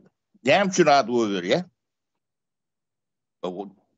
Uğurlamak için adı över. Yine bunlar mektebe, bilime yatırım yapman yerine köşk tarıyorlar. O önündeki niyadı falan köşkünü ödüğünü görüyorsunuz. Sonra bir çünküne, bir bölücüğüne, son pulunu ehli Türkmenistan'ın, yani 1800 tane mektebin tuvaletine olup oluyordu. İn olmadı. O tuvaleti başka adam onurun bile nokta ve o devletin ki. Sen o her kim var edecekler edip bilen o. Peki geçilim deklat ne bütün ağrında edip bilen o. O suatları doğru düşünecek olun. Bunu düşündüren yani devlet kuruluşu yok. Bu en korkunç şey.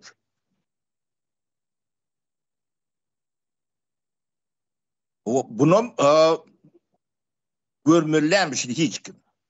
Yani şu mekteplen tuvaleti o arada ben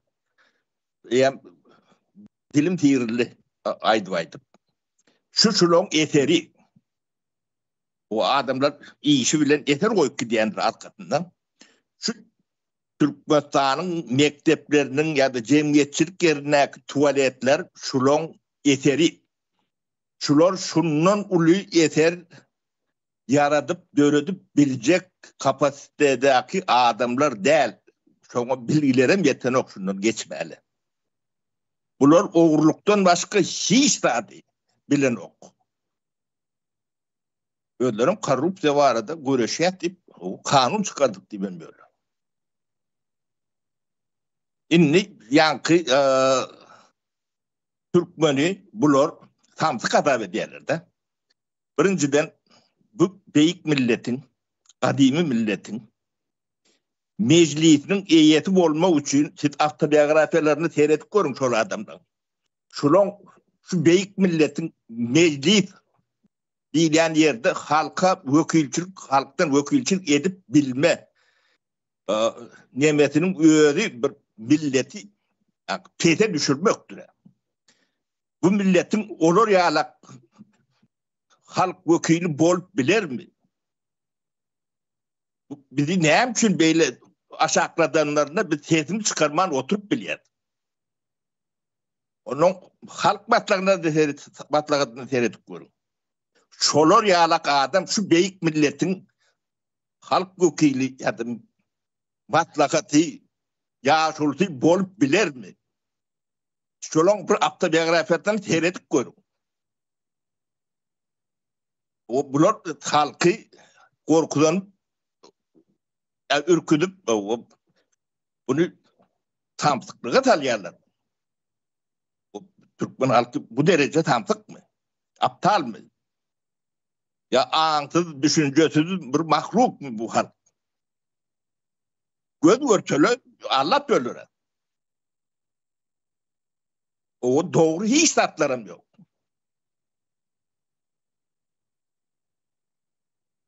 Meclisi var mı olsa? Ne halktan vekilçilik ediyor deyip tuğut edip versin biri. 125 olsa biri edip versin. Sözümüzü izin alalım.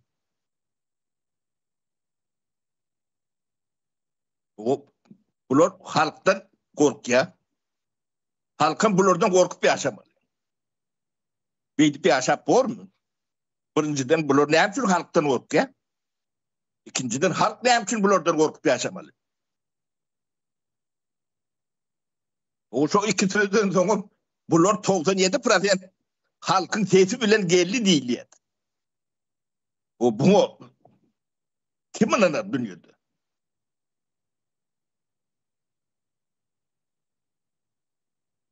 O görmeseler, bilmeseler, o bu da atlar kabul edildi deyip kadar ediyorlardı. O düzeltmen yerine yani tuvaletlerini, tuğrotarlarını atlı yaraklı kovulap batıp ürkülüp nemet bölürdü. O eden yeterinizde ne yapayım utanıyorsunuz? Ondan sonra oğul çıkıyor orada. O sizin hususi mektep yok var Türkmenistan'da. Tuvaletine verdi ama durdu cevap verir yani. Sen devlet, sen cevap ver yani. Devletin mektebi ol. O çağa da devletin geleceği. Şurada atları tercih bilim dokta. O son için bulun müddeti doğru. O bulur gitmen, hoşlaşman yolunu ödlemeli. Ödem dehşet tiyid olsa çönçöde üyeler için oldu. Bular yankı şulon köşkünü gören Türkmen şu tuvaletleri bile deneştirip köşklerini başlarına giydirdiler.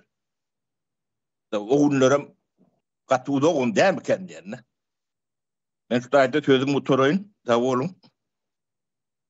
Soruyor, sağ olun. Muhammed kardeşime söz verelim. Benim şu deme hakkında bir yeni bir mengzetme, misal getirmek isteyen de meclis hakkında. Ne meclis diyen yer asliyetinde bir yurdun, devletin yüreğidir.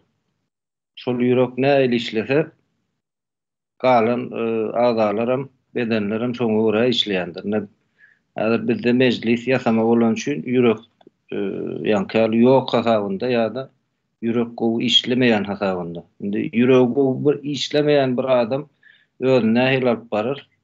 Artık hareket etmene de yağdayı olmaz, pikirlenmene de yağdayı olmaz. Edil şoň ýaly şo derece var. Merkezi bir neme de guruluş da meclis. Ne şu benim pikirimçe şol birinji bilen şol ne merkezi guruluşdan başlamaly diýen düzedip onu mine ýa bir ildeşimiz aýdyp geçdi da neme oğul nesil diýip şol oğullardan gelýän bir medeniýet dolup gelip dur aslında. Yani meclis diýilýän zat. Indi biz şu ýagdaýda bizim tarihimizdedir. Ben anyk aýdyp biljek gal ýöne şeýle ýüzde neme öz tahminim bilen aýtsam, ene Türkmeniň 1000 ýyllyk taryhy bar diýip bolaly. Ýöne häzir bizdäki jenaýetçi toparyň hyzmatyny edip beren tarapy bardyr. Ne Ors diýeli. Ne Orsuň taryhy aňyrsa 200 ýyllykdyr. Köprä bolup biler, ýöne Ors taryhyny ne şeýler biz kitaplardan ya kinolardan seyredýäsmiň Orsuň barlygyndan bäri şu neçeli ýagdaý hiç ütgän däldir. Şu ýagdaýdyr elmide ama edip gelýändir mydama öz halkyna medya mydama şoňal bir nemeler çykyp dur. Bizim tarihimizde bu ýagdaýlar ýana ýakyn başlady. Soňky 100 ýyl 150 ýylda başlady. Ondan öňki tarihimizde seyretsek, ýani meclis bolsun, ondaşyndaky ýene de şu halkyň esasy meselelerini halkyň çözýän bir guruluşy bolsun, jemhuriýet diýilýär. Şu jemhuriýet bolsun, şu zatlar elmide ama bizim tarihimizde bolan, hatta şu wagt ösen döwletler diýip her kim ymtylýan tarapy bardyr, Ýewropasy, ýenesi. Şularyň ýa ýakyn şu ýagdaýa geldiler. İnsan şu çözgüdüm. Şu meclis, hakyky meclisi bolman şu ýagdaýlarynyň düzelmejegine göz ýetirenden soň şu ýagdaýlara getirdiler, düzeltdiler, meclisini düzeltdiler birinjilik bilen. Bizde de şu ýagdaý, bizde öňürtülük bilen bizim jemgyýetimiziň, Türkmen jemgyýetiniň öňürtü ýüregi düzelmelidir. Şol düzelenden soň eýem hemme meselelere şu taýdan garalýandyr, akwalam şu taýdan düzelýändir meclisde. Häzirki meclis näýil boldy, jemgyýetem şoň ýalyny görünüp dur, ortada ýamol. Yani men pikirimçe şu meclisiň näýile işleýänini görmek üçin halkyň ýagdaýyna sebäp edilmeli. Şo taýda ýam görünüp dur meclisiň näýligi. Ona mäzer biz islendik ýurdumyzy alyp deňeşdirip biler. Şo taýda ýam doly analiz berip bolýar şo taýda. Onun üçin şol ýanky kardeşlerimiz aýtdy, impeachment diýdi. Hemme taraplaryň etmeli. Menem öz nemämi berýän şoňa goldawymy aýtjam şolar sag bolun. Bolýar, sag bolun. Melike kardeşime de söz bereyim.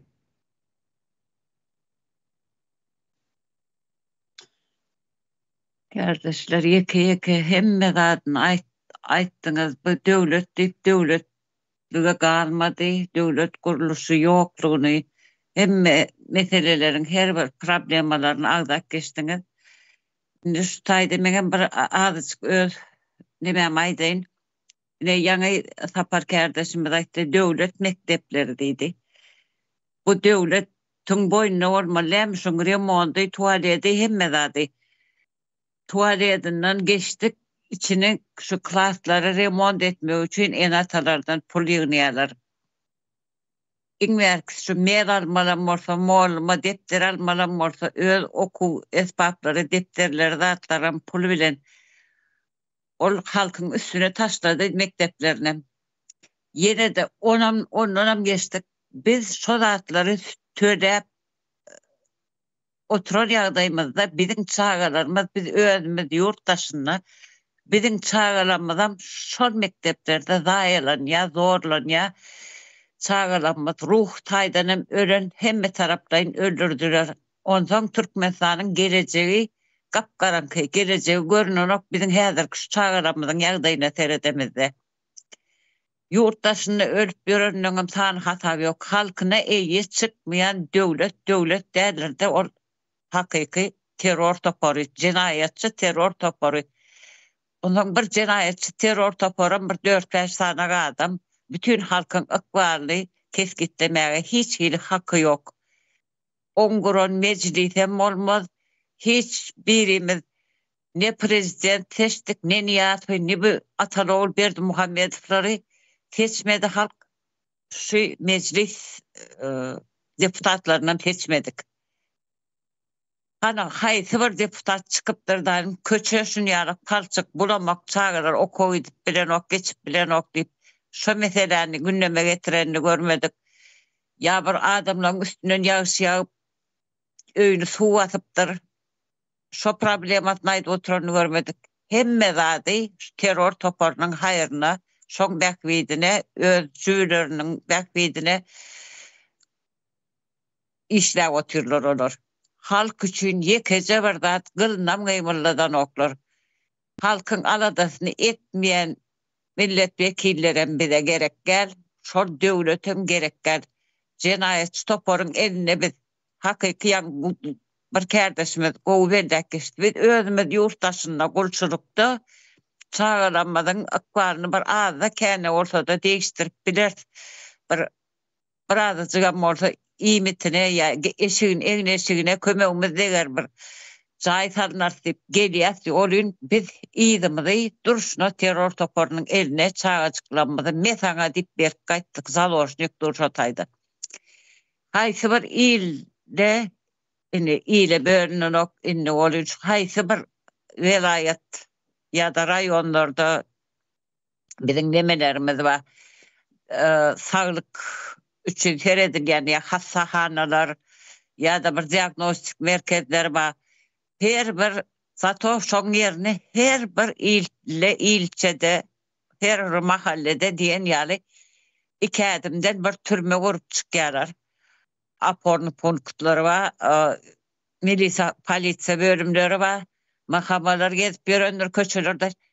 Näme üçin şolar ýalak döwletde döwlet diýip bolýarmy? O taý durşuna bir konslager, Türkmenistan ady berilen bir konslager. Şoň üçin impeachment hökman edilmeli, gaty uzaklaşdyrman edilmeli. Sebäp bir Türkmen milleti ýitip gidip barýar. Şunu aýdaýyn dedim. Bolýar. Sağ olun. Soňky bolup bakar kardeşime de söz vereyim. Kardeşler özün şu yerde cemläli imkany ýerleşdirmeden ýadatmaly. Şu yurdun içinde prezidentimiz goşa-goşadandır. Ýöne gepi sözü iş edişi hemme adam soğusumlanýaldyr. Yalaňaç götünde balagy ýok, köçede gezip gören adamy mediada paýlaşyp oturýarlar. Ýöne Berdi Muhammedowler goşa-goşadan nemetmän wagt ýitirmäni Mekke'e gatnaýandyrlar. Meclisleri çüýren, mektepler, institutlar vardır, ýöne içinde bilim yok. Doktorumuz var, balnisalarımız var. Gatı owadan ýöne içinde men hasta diýip baranlar o yerden diýeri çykýan däldir. Daşary ýurda gözletmäge gitjek, diýseň bärden näme doktor ýokmy diýip ýoldan geçirýän däldirler. Polisiýe diýseň adam maşyna beri. Komitetleri ýene şolar ýaly. Türkmenistanyň içinde döwleti çüýrütdiler. Hökümet ýokdur. Watan dönügi, halkyň düşmany. Bular milletler vardır her türlü, ýöne agzy berligi ýokdur. Sebäp näme üçin diýseň, Niýazow geldi, diňe türkmen çegeýmeli, taýha geýmeli, şeýdip ýürendirdiler türkmenleri. İş vermediler özbeklere, gazaklara, şeýdip ara bozdy. Başyndaky oturan türkmen diýip türkmenlere ýürenji görkezdi. Şeýdip biri-birini düşürdiler.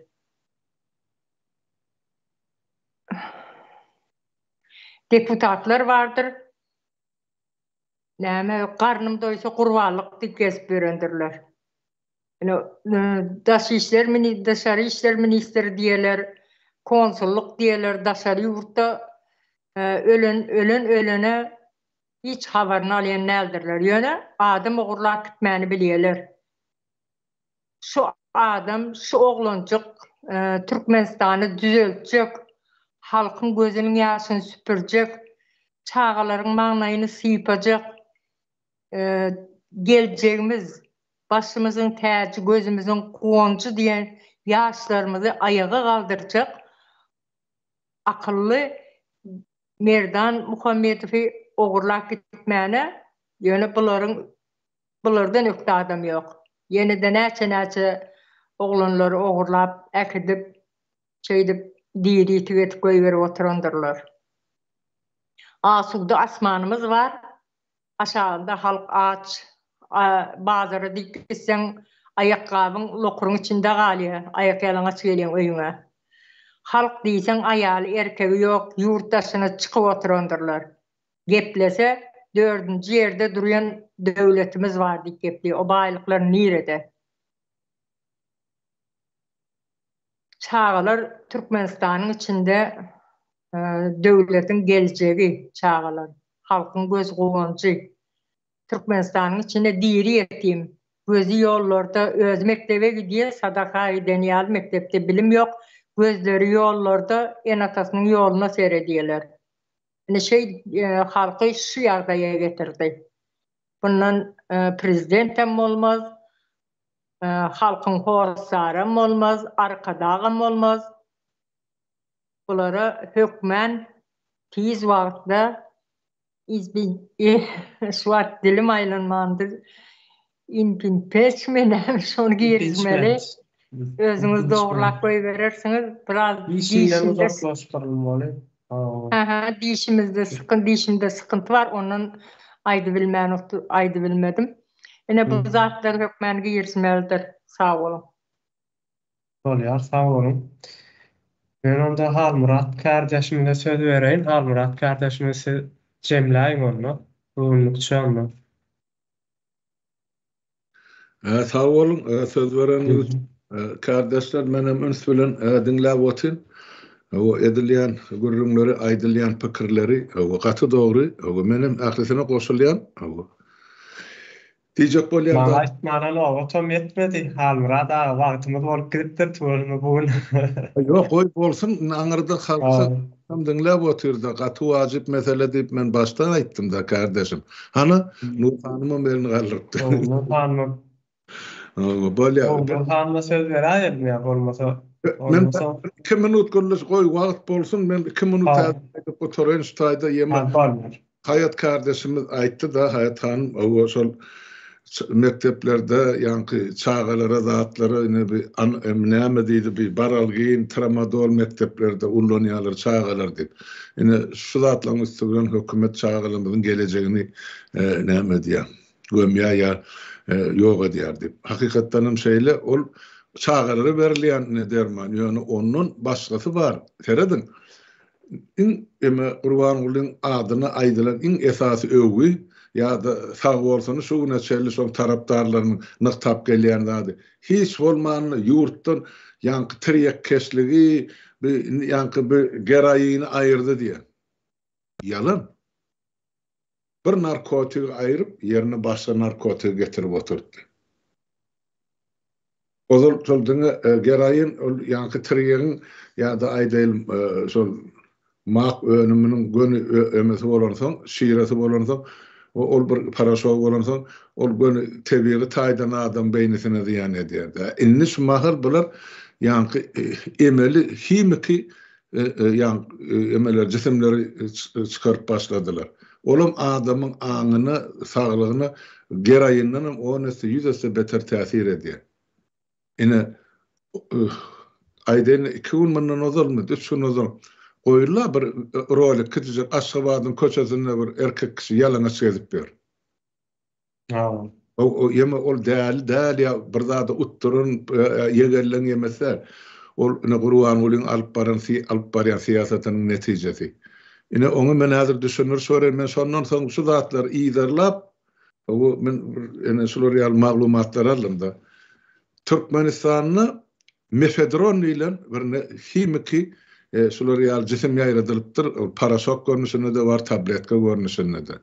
Şonu içen adam in haýwanlaryň diline aýtsa aşa esereýe ýanky jins isleri kontroldan çykýan.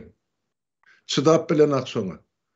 Ondan öýdüsine eşiklerine mirtýär, ol köçelerde ýalana çykyp bilýär, ýa öňünden çykany zorlap bilýär. Onun için tapawdy. Ine şol ýemen jesemiň täsiri şol.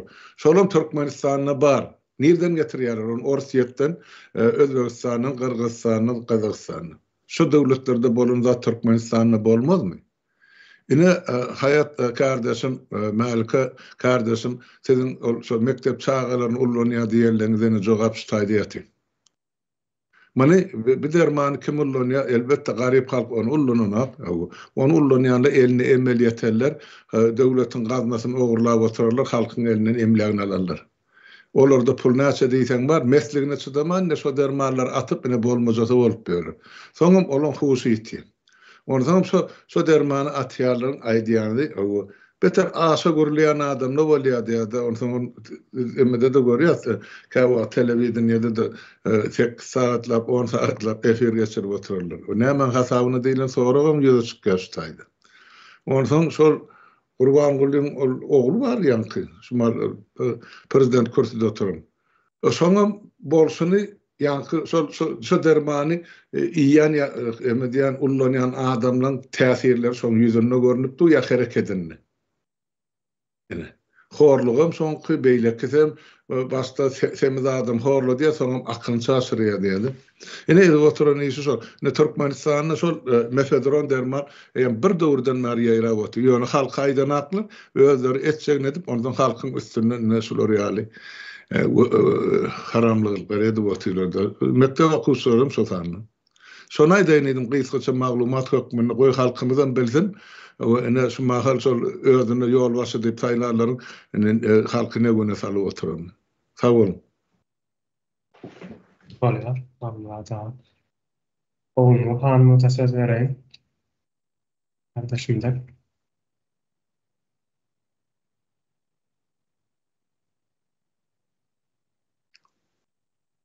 Sesinizi yapıp dur.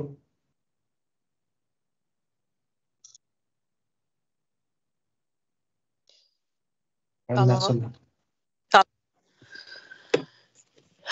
Sesim eşitleyendir deyip tamam ediyen.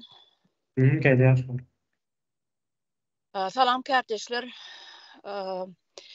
Ähli aydanlarınıza goşulyan gaty